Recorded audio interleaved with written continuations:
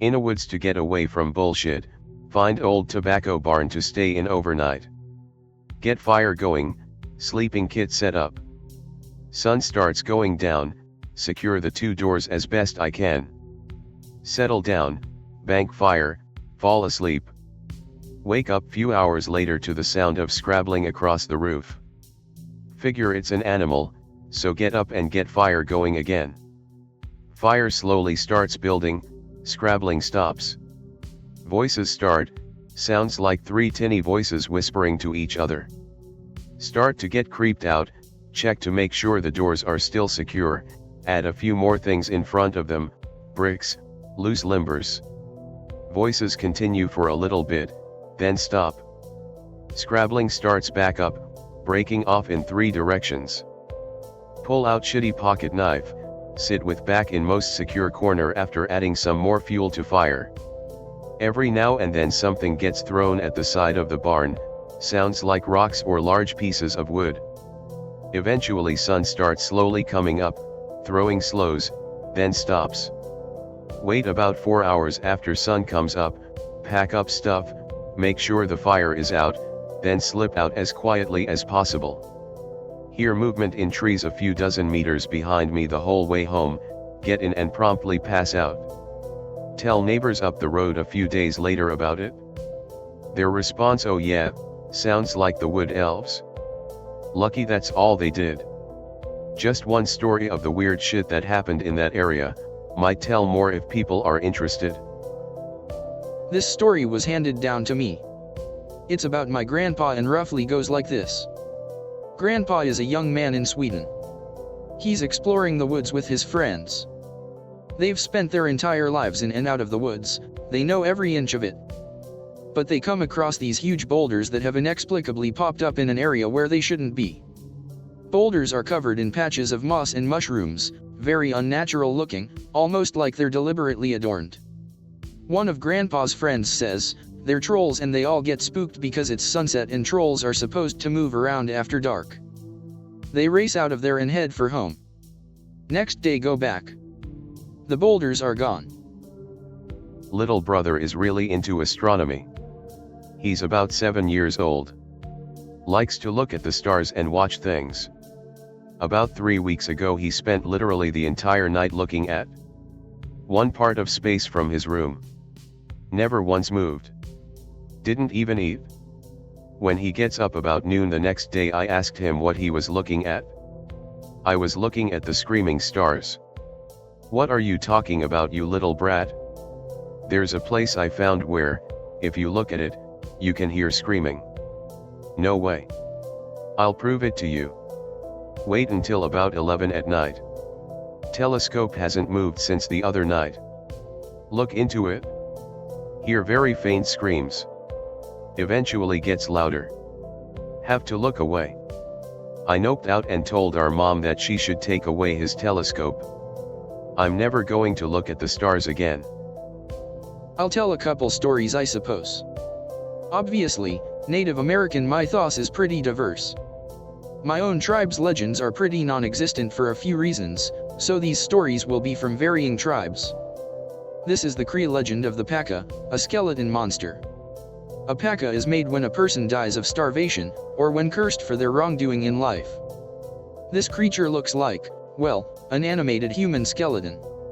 Unlike most skeleton monsters in Native American lore, yes, there are more, Paka may actually be benevolent at times, healing the sick or blessing a future hunt, but only if you give him an offering of his favorite food, animal bladder filled with melted fat. The Paka is known for giving off a bone-chilling cackle, which announces his presence to all nearby. One Cree story about Paka is as follows. After a long and successful day of hunting beaver, a man and his friend made camp in a clearing and quickly fell asleep. In the middle of the night, one of the hunters awoke, noting a feeling of displeasure in the air. He turned around to see a Paka, sitting next to the campfire in an obviously irritated position. The hunter described the Paka as being made of bone and some skin, with a single thick strand of hair on the top of his head.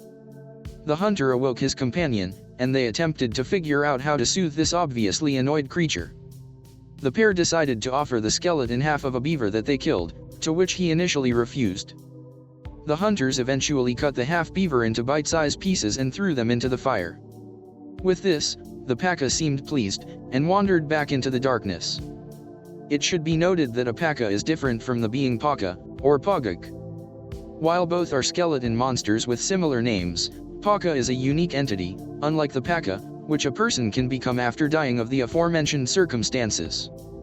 This is the story of water babies, Native American spirits which lure people to their watery deaths by mimicking the cries of babies. These spirits are said to inhabit some freshwater lakes and rivers. The description of these beings vary. Some tribes claim that they appear as normal human infants, sometimes with fish tails, while other tribes claim that they are reptilian-like creatures that can simply make baby noises. Hearing one of these cries is not a good sign, and is generally considered to be a death omen of sorts. As one can probably imagine, giving into the lure and actively seeking out and attempting to find/rescue the baby never ends well for the person doing so. These spirits, the non-reptilian kind, are said to be created when an infant drowns.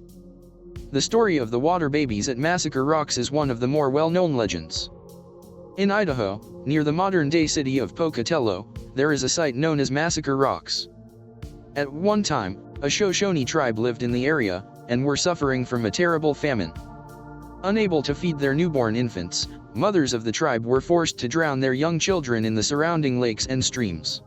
Legend states that these infants grew gills, tails, and scales, subsisting off small fish and tadpoles. To this day, they are said to live in the area, around Fort Hall Reservation, attempting to lure in and drown unsuspecting humans.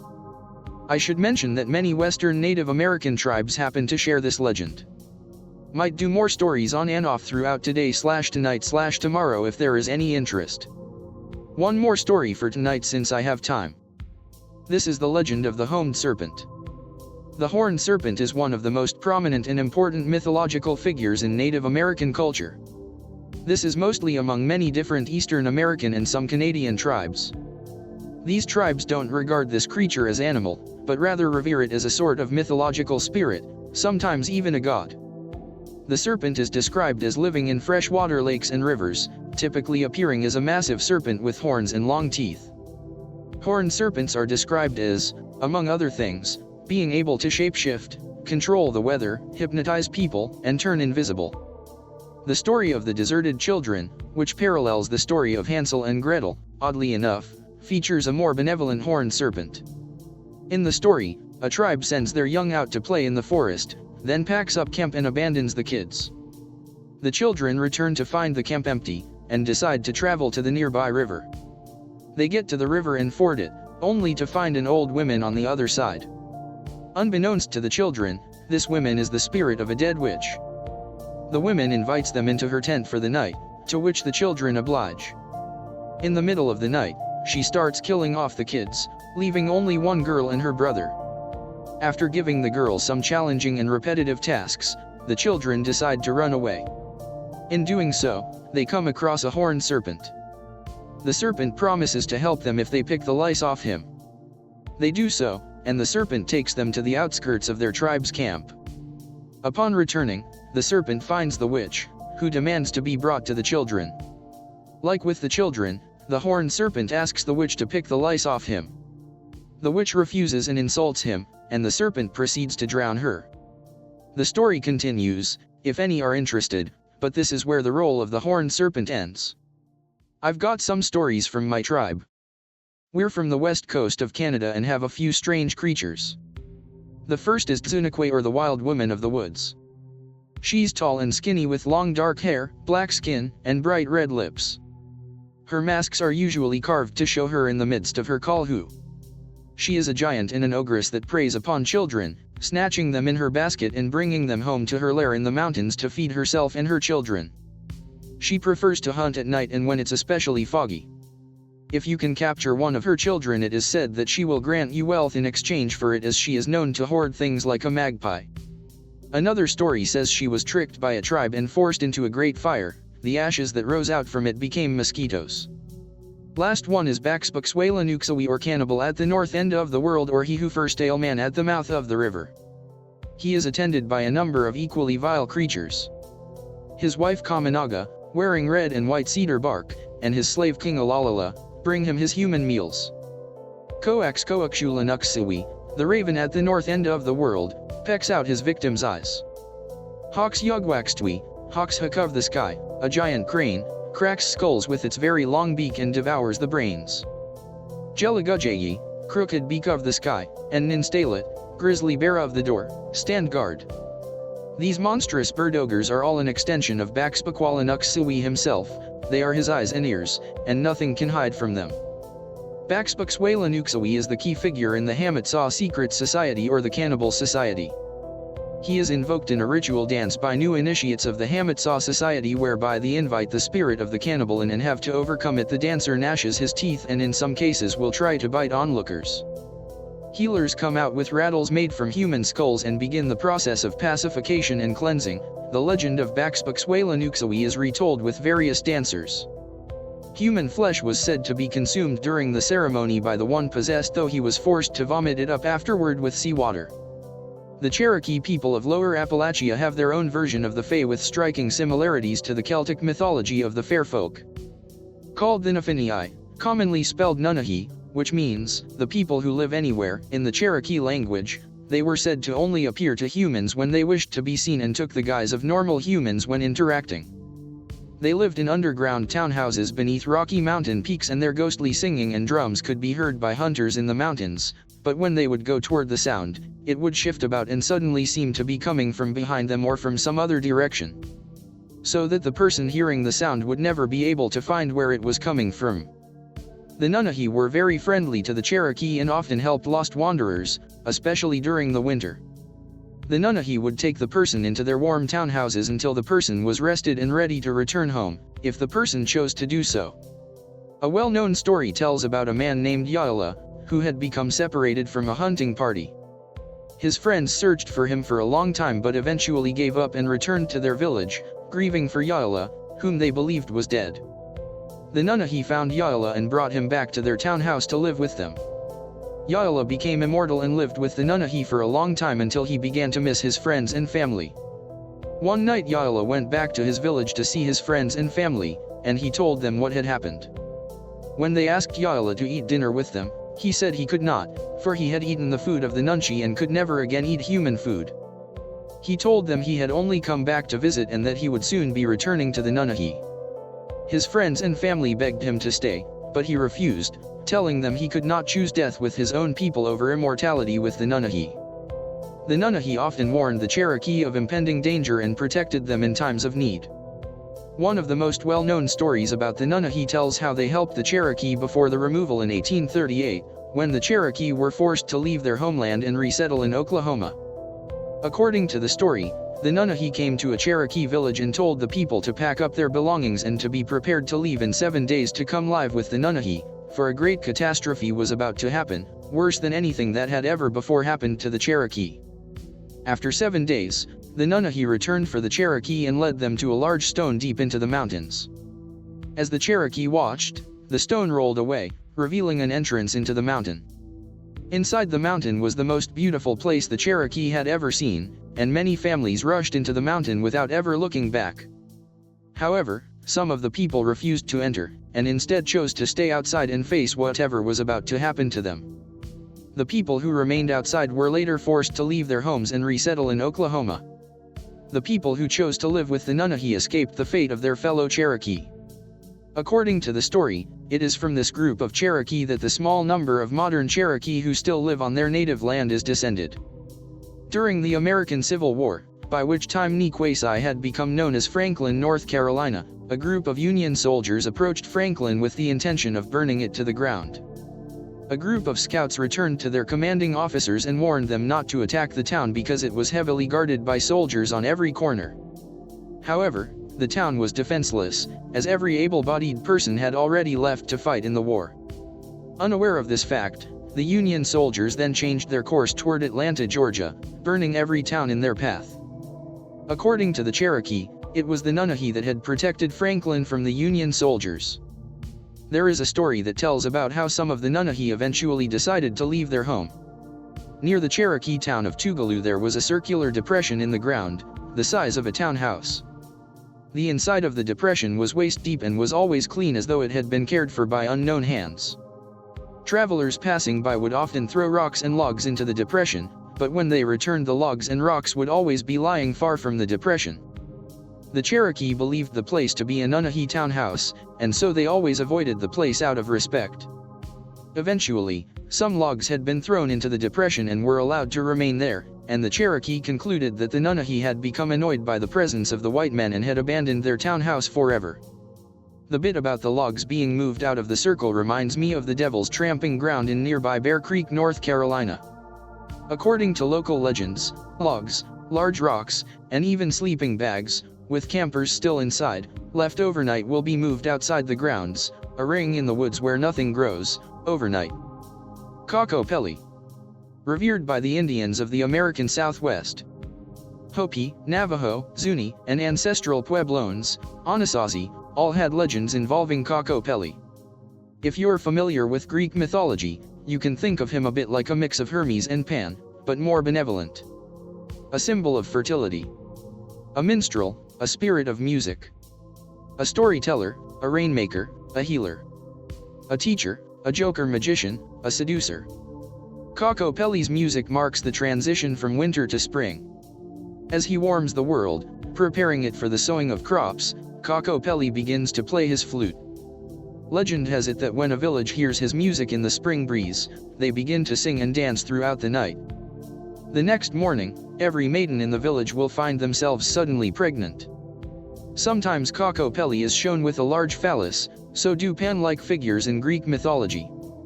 According to some legends, Cockopelli could detach his penis and float it downriver.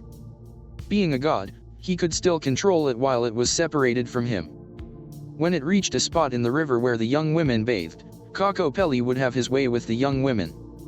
You can see in both of these stories how Cockopelli is associated with fertility, making crops grow / making women pregnant, and also how he is both benevolent and a bit of a prankster. This is something that happened to me in 2009. I tend to forget about it for months or years at time, but every so often the memory comes floating back. This is only the second time I've ever written it out. Be me. Be in Minnesota suburb. Go to the mall one day. Sitting in the food court by myself. Guy comes up to me with a clipboard, offers me $15 to take a survey. Why not? He leads me to an employees only entrance. Inside is an office with a small reception area, and another room where I can see people at computer stations. Lady at the desk has me sign a stack of paperwork. Tons of fine print, have to initial in different places. All of this seems rather elaborate for a $15 survey. I'm starting to feel unsettled but also intrigued. They take me into the computer room. I have to take a survey about my demographics and consumer preferences, pretty basic stuff. See pictures of fake products on shelves, click on the products that appeal to me. Then it's time for part 2. This is where shit gets weird. Woman takes me down a hallway into a small room. There is literally nothing in the room but a chair, a large projector screen, and a table with a laptop in the corner. Woman stands at the laptop and turns out the lights. The room is now pitch black except for a single white dot on the projector screen. I'm supposed to follow the dot with my eyes. Woman says to relax, breathe, and focus on her voice. I'm literally being hypnotized by a stranger in a shitty back office at the mall. Now a grid of 9 squares comes on the screen, each one numbered. She says to focus on the 9, focus on the 9, don't look at any other numbers. She repeats this process with each number, in random order. At this point my memory goes blank. I do remember seeing another CGI image of store shelves with various products, but I don't remember how long it took or what else I had to do. I believe I was calling out numbers also. Finally the survey is over. I get my $15 and walk out wondering WTF just happened. Well, /x/. It's been over 10 years, but do I have anything to worry about? Years later I told this story to a friend of mine. He did some research and found that a company named Heekin Research did market research in this mall. The website no longer appears to be active, but it's archived and shows that they operated all over the United States. Link to quicktest.com. Whoops, here is the archived link, web.archive.org to quicktest.com. This is the most CIA front-looking logo I've ever seen. A research company, LOL. OP again. The link says that Heekin/Quicktest only had one location in Minnesota at Maplewood Mall, but I'm 100% sure that this took place at Ridgedale Center in Minnetonka. I dug up the old chat logs with my friend where we discussed this. They were saved on another PC, and he had found a link showing that Heekin also did business at Ridgedale. The link doesn't work anymore, but here it is linked to Malatin.com regarding mall stores Ridgedale Center Heekin Research. That is as much proof as I can provide. Don't die on me now. I have some stuff, I'll post it every now and then to keep the thread for dying. When I was little, my dad would take me on yachting trip every year for 2 to 3 weeks. Be me 7 yo.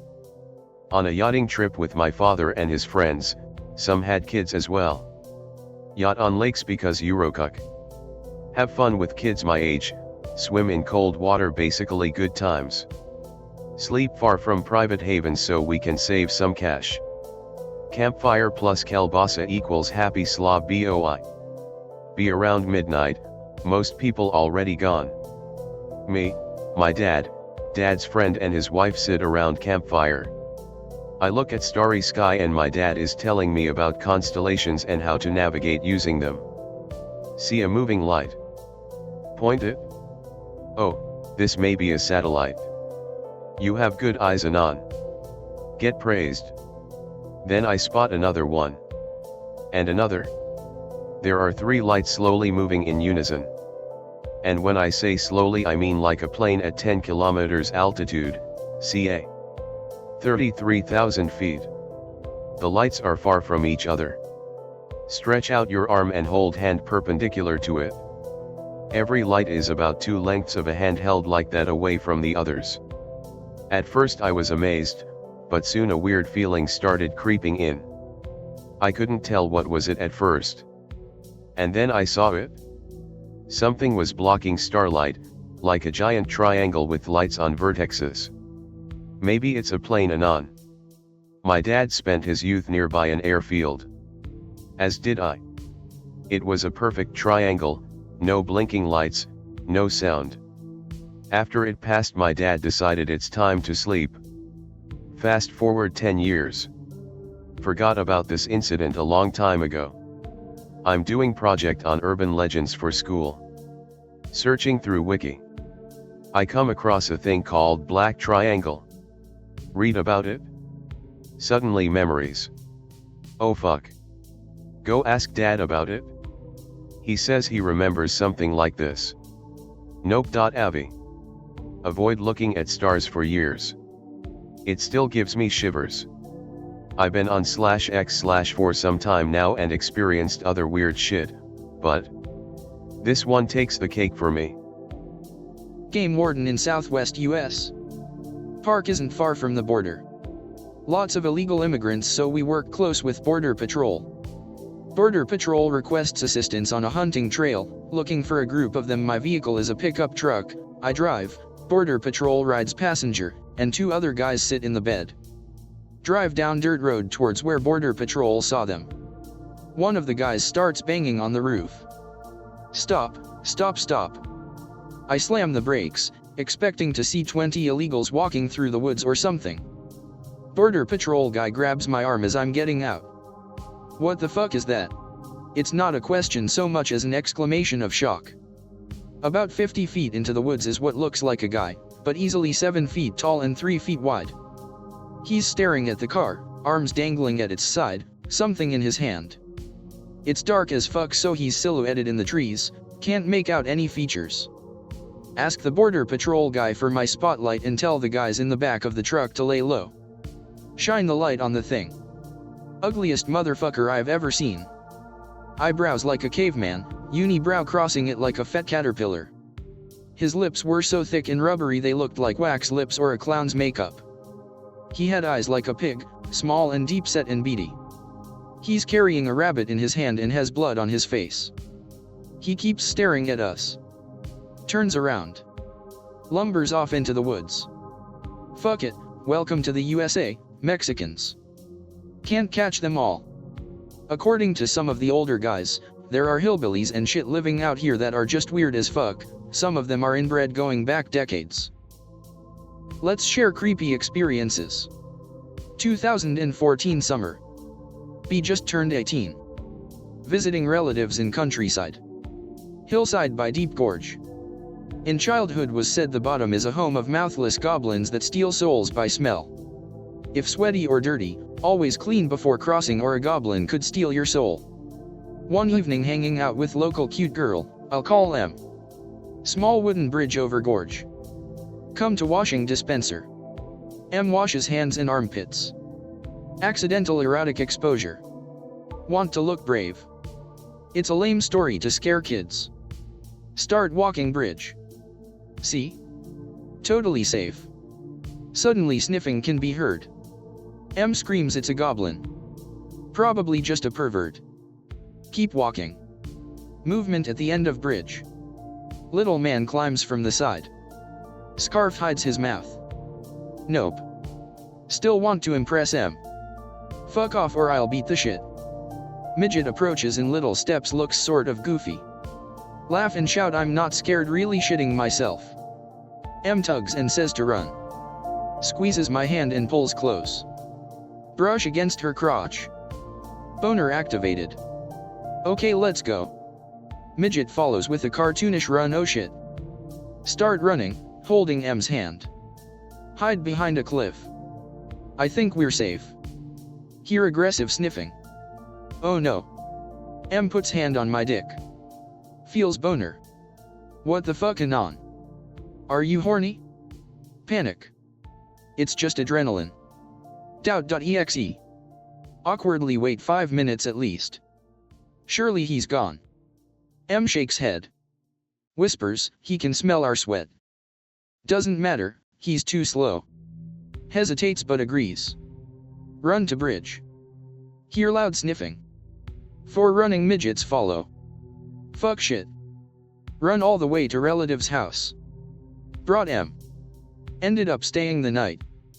Had awkward sex, first time for both. Hang out a few times. Always wash before crossing. Fast forward to 2023 summer. Visiting relatives. M is married, has a son, not mine. One day, sweaty as fuck. Skip washing to encounter midgets. Stand on bridge and wait. Nothing happens. I don't know why.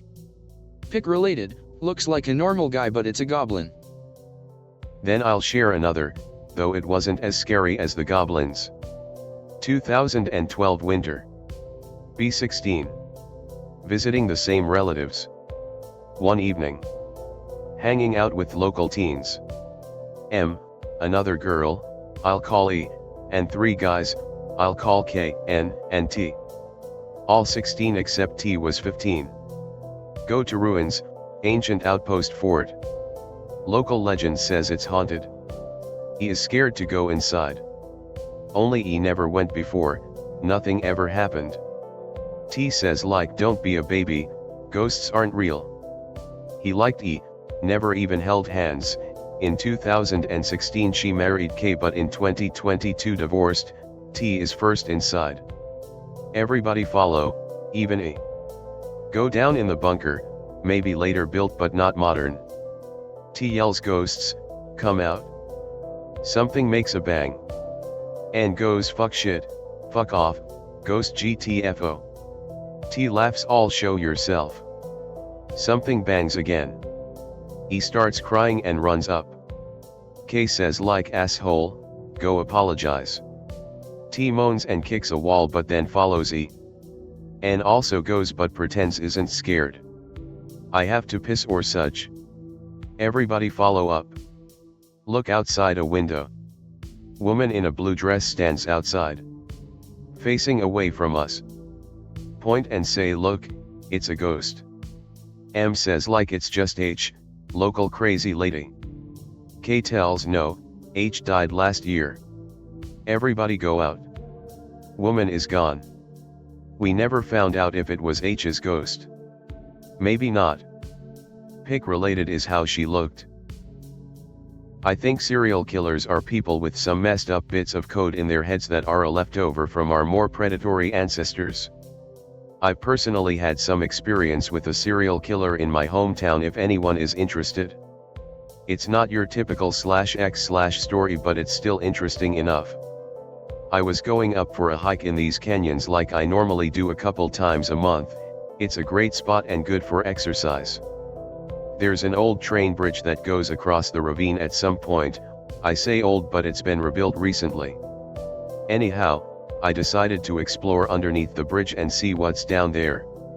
There's a lot of old abandoned rusty parts from construction, beer bottles, and a camping chair. For some reason, I can hear what I'm pretty sure is people talking/walking up above. At some point I hear what sounds like a cry for help, so I shout back and get a response. I run closer, but then there's a crash and a thud in the trees up ahead of me. I push through the bush as fast as I can, very slowly, and find the body lying there. I'll spare you any gruesome details, but to say the least, the injuries were incompatible with life. I shout up for help, but they either don't answer or can't hear me. I freak out and try to call 911, but this place is pretty remote and cell service is mostly non-existent. At this point I'm not sure whether to move the body with me to the trail or leave it where it is. I decide it's probably a bad idea to mess with a potential crime scene, and plus I don't want to get all bloody or carry a gross, disgusting, mangled corpse around. As I head back to the path, I can hear twigs/branches snapping in the distance. It's pretty much impossible to move in thick brush without making any noise. This person was trying, but without a whole lot of success. I immediately got a flash of oh shit when I realized that they might not have friendly intentions. It's hard to explain, but just the way they were moving, it sounded like they were trying to make as little noise as possible. So why would someone be doing that? And right after someone calling for help fell off the bridge. And after I had been screaming for someone to help? Fight or flight response kicked in. I sort of ignored my instinct and went for an intermediate option. I went a ways back into the brush and hid myself while still having a decent vantage point of the area the body had fallen in. The noise coming through the brush got closer and closer, and after about 5 minutes I could see someone walking down the slope towards the body. Their clothing wasn't remarkable. I honestly don't even remember what they were wearing. As for a description, I'm really not the best kind of person for that. I don't remember really specific details much like that, so all I can really say is the guy wasn't very tall, probably around 40-ish years old, and had some sort of hat on. Clothing was muted, no bright colors, but it was still easy to see him. The guy walks up to the body, and looks all around, probably looking for me. When he can't find anything, he goes back to the body, starts examining the wounds. The main thing I remember about his manner is that it was predatory. His walk, posture, it all screamed to me that this man was a predator. The man pulled a small folding spade out of his backpack and proceeded to drag the body further into the forest. I could tell he'd done this before, just on the basis of how confident and assured he seemed to be. I waited for the noise to fade away, then got up and moved as quietly as I could back toward the trail that leads back down to the park entrance where my car is. It took me about 4 hours to get here, so it's not exactly an easy hike back. After a certain point I stopped trying to be quiet and just sort of half run/jog the best I can through the tangle of trees/brush, dead logs and uneven terrain. It takes me a bit, but I get back to the trail, so I take a quick breather before heading back up the slope to the main trail. That's when I hear a sound. It's faint, barely noticeable, but I'm always paranoid for bears/cougars on hikes, so I have a pretty good ear for these things. I sort of realized all at once that this guy was a lot smarter than I'd given him credit for, that he somehow knew I would be watching or saw me and pretended to walk off to bury the body to give me a false sense of security. My first instinct is to just dash off down the trail like a retard, running and screaming for help. I came so close to doing that. If I had, I honestly think I wouldn't be here today to tell the story. The whole thing is a bit of a blur in my mind, but I recall thinking about how he had outsmarted me and basically tricked me into thinking he hadn't seen me while he followed me covertly. Thinking about it, I wonder just how long he'd known I was there. He probably had seen/heard me from the top of the bridge, maybe watched me for a while when he came down. It's hard to say because this is all stuff I'm thinking of in retrospect. But it was clear in the moment that he had outsmarted me because I'd underestimated him, and that he was much more dangerous than I'd first anticipated.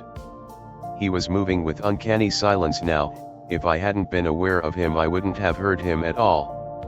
I actually hadn't heard him at all for a few minutes and I was scared that he was way too close for comfort at this point. So rationally, assuming that he couldn't catch/kill me if I ran away was dumb. The smartest way to play it would be to pretend I didn't know he was following me. So I made a show of being upset/scared and trying to make a call on my phone. Of course there is no service, before going back up the trail. As the trail reaches the top of the canyon, it continues along in various straight stretches for quite a ways. Basically, it's hard for someone to sneak up on you because it's a big long straight gravel trail and more of a gravel road than anything else. I actually see 4x4 vehicles driving on it every now and then. I have a really good feeling he's behind me, but I'm too afraid to turn and look behind me because then I think he'll know I know he's following me. But at the same time, maybe not looking is suspicious. But I pretty much decide to keep walking ahead, hurried pace but not too fast even though my heart is pounding like a jackhammer. After a while walking, I take out my phone and pretend to try and make another call on it, but I actually take a quick sneak at the reverse camera/selfie thing on the camera app and I'm able to confirm that he is in fact on the trail, following behind me.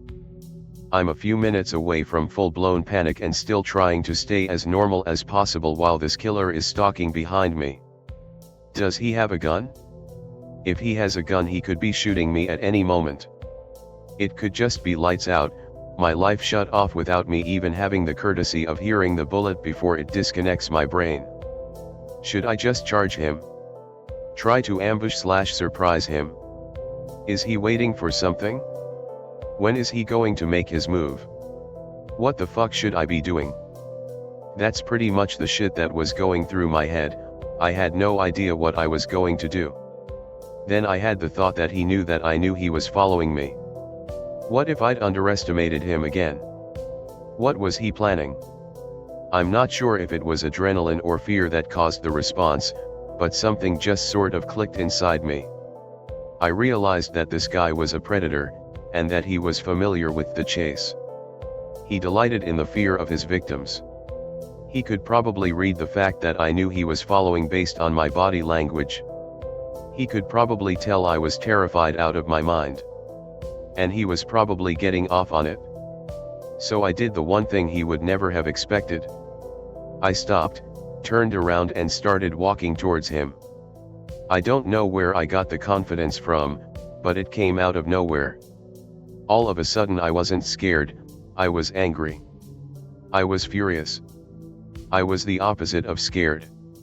He was obviously a bit confused, as he stopped walking to stare as I came toward him. As I came further, I pulled the 6-inch buck knife I keep on me for bears out, tossed it off to the side like it was worthless as I kept walking toward him. I'm not sure why I did that, even now. I was basically acting on pure, primal instinct at that point. The memories I have of it are almost in third person, like I'm watching someone else. In any case, whatever the reason, I tossed my knife away, screamed at the top of my lungs while pounding my chest and charged him at full speed. I was around 20 feet from him when he pulled what I think was a gun out of his waistband. I'm honestly not sure because I never got a good look at it. If it was a gun, maybe the safety was on, it jammed, or it was a fake. God knows. All I remember from that point is slamming into him, wrapping my arms around him in a bear hug. I had about 4 to 5 inches on him height-wise and probably around 50 pounds in weight. I don't remember how long the struggle lasted, but it ended when I chucked him off the side of the path into the ravine, which was at this point of the trail, an extremely steep slope that was basically 800 feet nearly straight down to the riverbed. You've probably heard of the adrenaline giving you a shit ton of strength thing, and I'm absolutely certain it's true because I literally picked him over my shoulder and tossed him a good 10 feet straight out from the path before he began to fall. I saw the whole thing in slow motion as I did it. The panic and fear in his eyes, the struggle, the panic, the flailing as he began to fall. Weirdly enough, I had a boner afterwards. Are stress/rage boners a thing? Who fucking knows? Anyway, I took a while to collect myself and then I just kept walking back to my car. And yes, I still hike there to this day. Because fuck letting that dickhead take my favorite hiking spot from me. I posted this in the last thread, but it got archived quickly, so I'll just post it again. Be me. Visit Algeria with family in 2009. Visit cool places around the coast. Find a tourist attraction where they let you cross the Sahara with a party of people. Most of the trip is uneventful. We reached the Libyan border. This is Gaddafi's Libya, so border control is very strict. We had to stake out in an oasis town till they processed our passes. Evening comes and our party gets a barbecue together. We're talking about the journey, but one guy is absent. A Greek dude who's mostly very talkative is staring out into the desert. I look towards the direction he is. The sun still slightly pops from the horizon. Cool, I think. But then I notice the people. In front of the sun a group of silhouettes is standing maybe 300 meters away. I want to look away, but can't. I stare for a few minutes and a tap on my shoulder knocks me out of it. I walk up to the Greek dude and tap him out. He looks at me and shouts wow. He starts telling everyone about the silhouettes. The guide quickly shuts him up. He tells us to not stare because the sun messes with your eyes. Clearly bullshitting, but okay. We get shooed off to our rooms. I'm chilling out with family when we hear frantic knocking. It's the Greek. He's freaking out. You saw it? You did. I know you did. He kept talking about the silhouettes. He then dragged me out of the room and told me to follow him. He told me to look around. I saw small blue and yellow dots in the horizon. No matter which way you looked, they were there. Greek is going nuts. Then two of the blue dots start getting bigger. I tell Greek to STFU. The dots get very bright. A blue light illuminates my body. I start feeling very exhausted. Me and Greek fall on the ground. We both start vomiting. Then someone comes out with the brightest flashlight I've ever seen. I get a glance at what was being illuminated. It was a humanoid figure. It was wearing a skull covered in arms. Pic related is a sketch of what I saw. It retreats back into the darkness. This dude screams at us in Arabic. The guide comes and slaps us with a sandal. Tells us to get the fuck in and not come out until dawn. Dawn comes and we pass through Libya with no trouble. The whole journey me and Greek are silent. Guide doesn't even want to look at us. When we come back to Algeria, guide advises us to go to a hospital. I do. Doctors ask weird questions like, any bad dreams? Hallucinations? Relatives seeming like strangers? Answers no to all. They let me out. Feel uneasy the rest of the trip. I used to have to walk home at night as a kid. One thing that always terrified me was the sticks of the dead trees all around, just the way they crackle and wave around in the breeze. Somehow, I invented this bogeyman called Stickfellow who I had nightmares about for months. He was basically LOL fiddlesticks but looked more like a stick man than a scarecrow, sort of like the Pick but gnarled. Anyway, the nightmare would begin with me stepping off the bus and beginning my long walk. After a few minutes the street lights would dim and the road would become grown over and abandoned. The trees are all dead here. I have to keep walking because I have to get home. I know I'm trying to get home before something bad happens but I'm not sure what. But this is when it begins to get worse.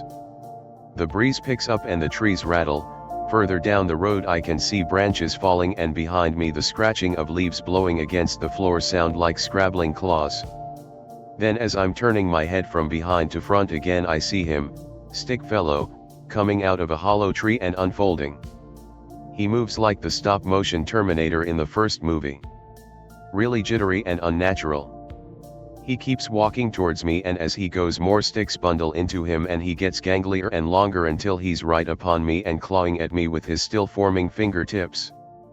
I always wake at this point because it's too spooky, but goddamn, the rawness of this nightmare still makes it hard for me to walk in forests at night.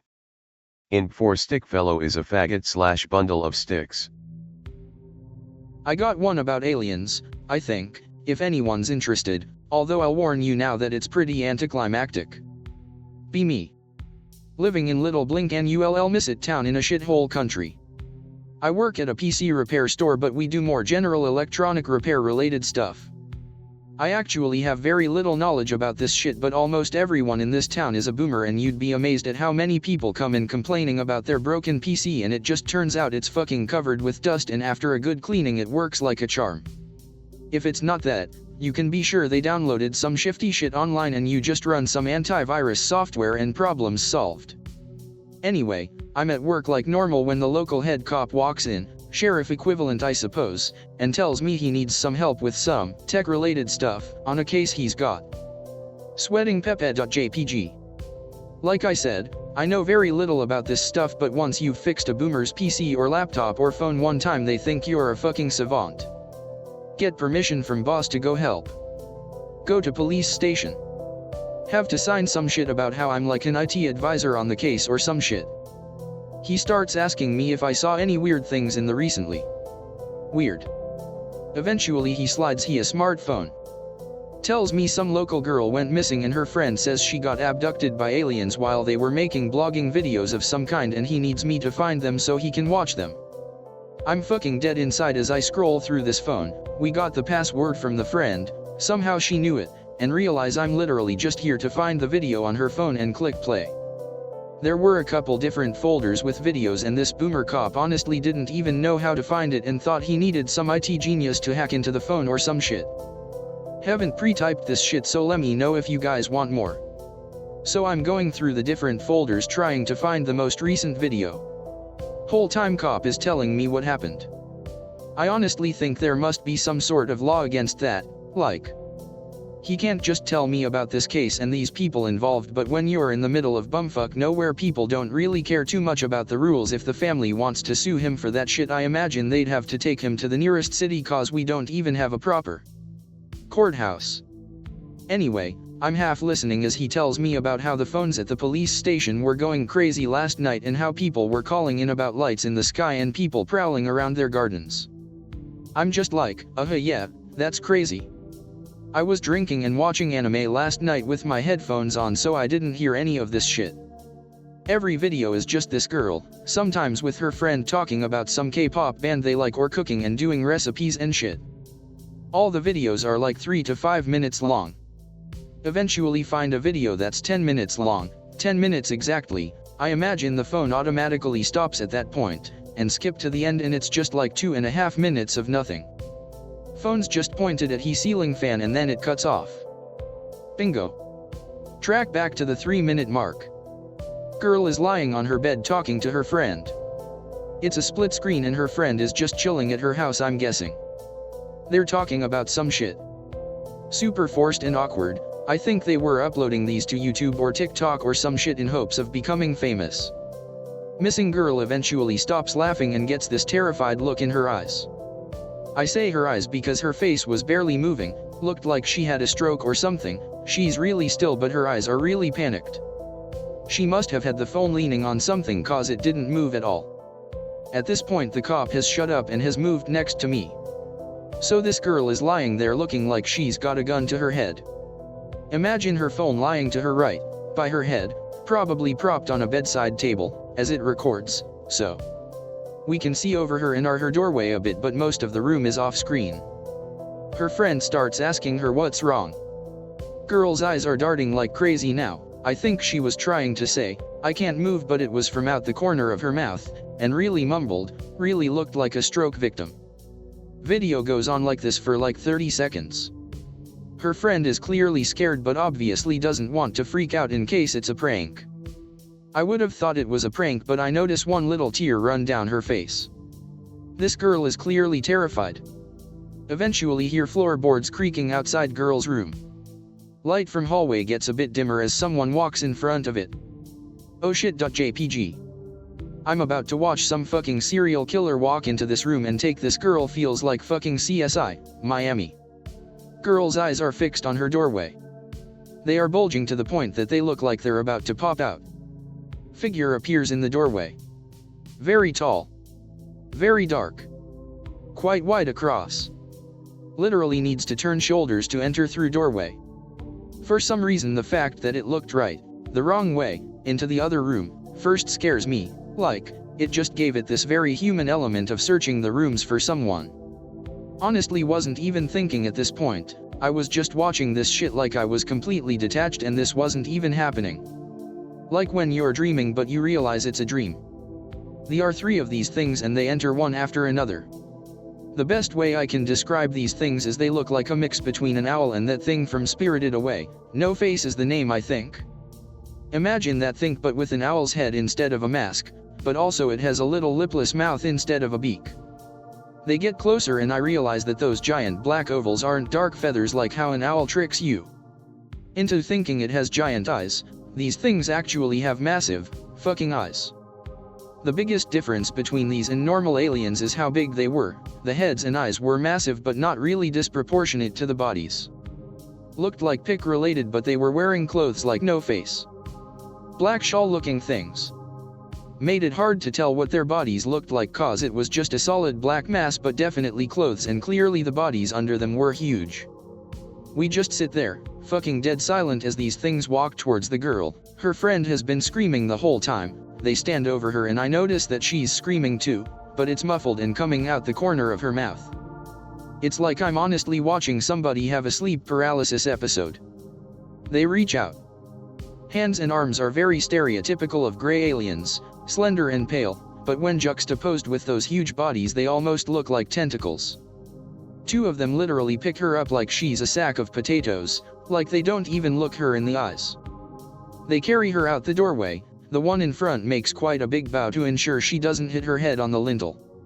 Weirdly the camera doesn't move during any of this, but after the 2 are gone with the girl it suddenly gets knocked over and we can hear quite a lot of clattering. I guess the 3rd one did it.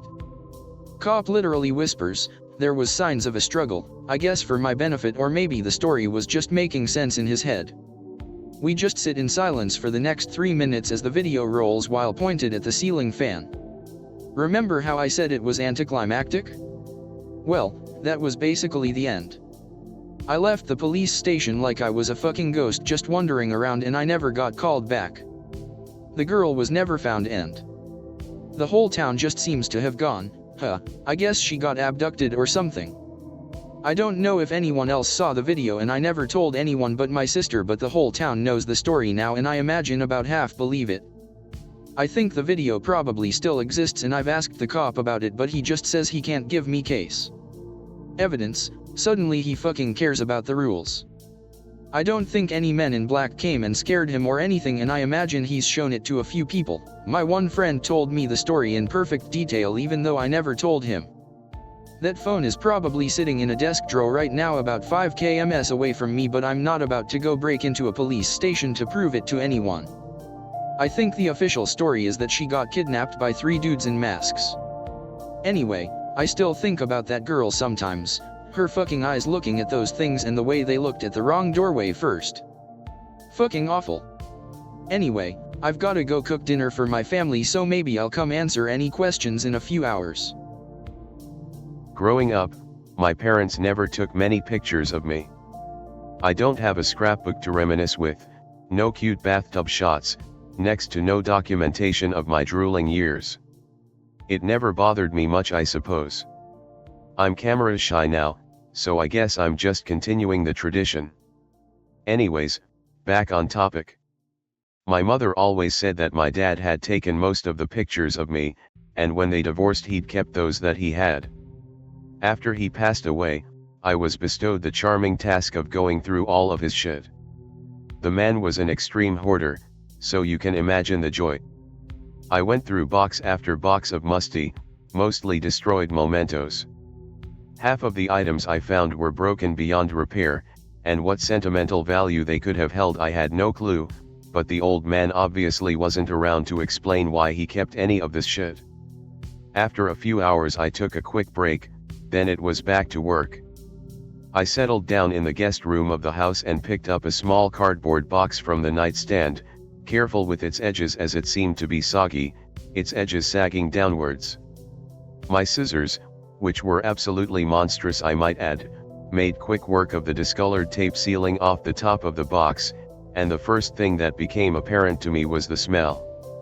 The scent of must and something coppery slammed into my senses. I could taste it on my tongue when I opened my mouth to breathe, while it quickly traveled throughout the room, permeating my surroundings until it felt like the guest room was drenched in this foreign substance. I felt myself dry heave a few times, and became glad that I had eaten such a light lunch. Opening the nearby window provided substantial relief, as the smell seemed avid to spread itself as far and thin as possible, and for that I was thankful. Looking into the offending object, I fully expected to find the rotting corpse of some unfortunate vermin or the like, which had been sealed in along with whatever other antiques lay inside. Instead, I found photographs. Photographs of myself, specifically. There I was, fat, drooling, and infantile. I'd never been able to view myself this way before, so I quickly became engrossed. I saw the beginnings of my now ever annoying cowlick, the cliché baby bath time pic. A huge store of my youngest years now lay before me. I used the dates written on the backs of the photos to determine what age I was in them, although some were kind enough to already have my age scribbled on the back as well. Around the end of my third year of life, I noticed a difference. The number of photos substantially dropped. I looked sullen, scared even, in some.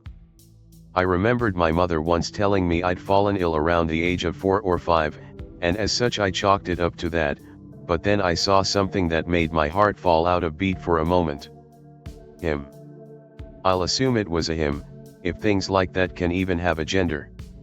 I felt bitter bile rise up in my throat as I flipped through each photo.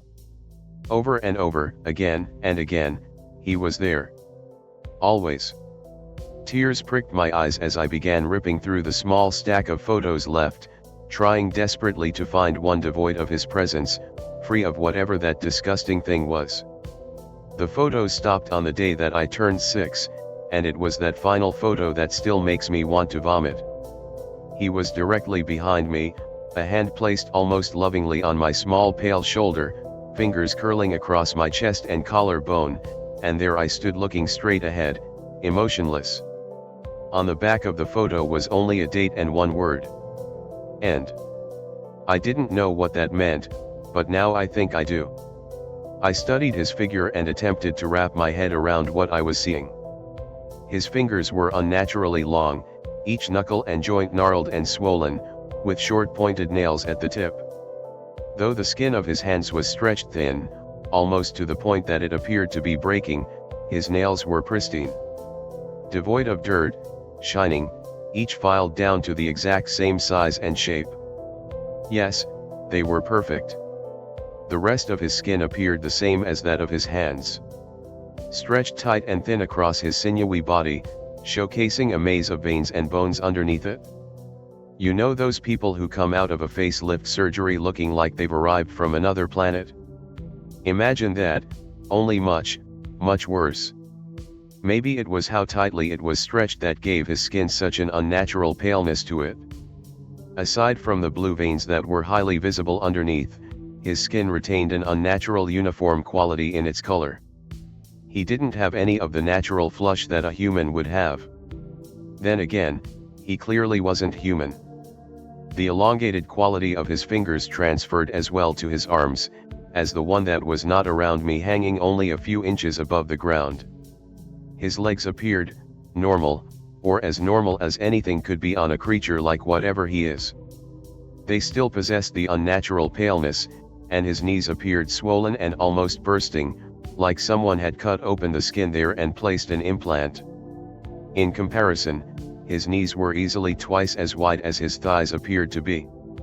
His face as a whole, surprisingly enough, was not what bothered me the most. It was his teeth. He had the teeth teenagers with braces fantasize about: thick, white, perfectly set rows with each tooth lined up perfectly and the gums shining pink and healthy. But there were too many. Too many, too big, too much for his face.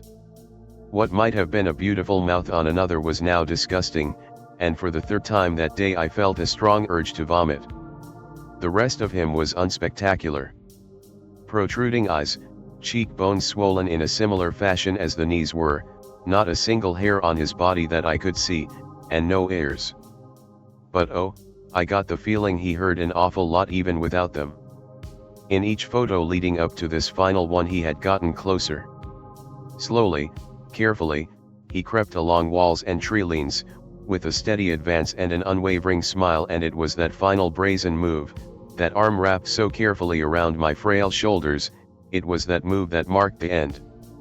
What the end means, as I said, I'm still not totally sure. It's been a few days since I visited my father's house. Out of curiosity, I took a photo of myself. He's there. In the back. I've taken a few more photos. Each time he gets closer. He's almost close enough to touch me now. I think I'm about to find out what end means. This one is going to make me a fag because I had my camera out and didn't take a picture, but whatever. There's a great little field near my house. I take my dog out there on the weekends so he can run around. This is Gulf Coast Texas areas, so lots of prairies. That means tons of cool flowers and plants. I'm down on my knees snapping pics of bull thistles up close. Realize my dog isn't running around like usual. I look up and see his eyes fixated on something behind me. Turn around. There's a figure standing over me. Not a person. A figure. Human-shaped, but not really there. Kinda looks like the predator when it's using its cloaking ability, pick-related. I freeze, of course. Then the thing takes off running past me. I try to track its movement, but I lose sight of it as it zips by me. Can see the grass still moving wildly where it just was. My dog never freaked out, so I wasn't scared. Figured if it was an evil entity or something he would have barked.